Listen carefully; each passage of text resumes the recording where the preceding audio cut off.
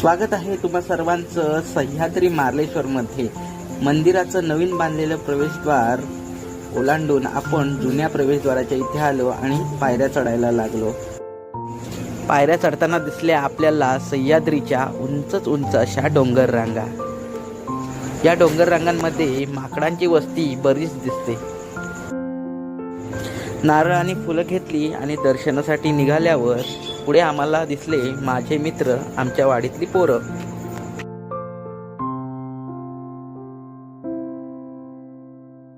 मंदिराच्या दिशेने जाताना दोन्ही बाजूला अशा प्रकारची दुकानं दिसतात।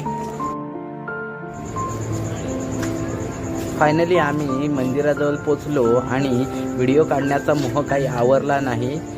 आजूबाजूला हिरवागार डोंगर आणि त्या डोंगरातून वाहणारा हा धारेश्वर धबधबा मार्लेश्वराचं खास आकर्षण होतं।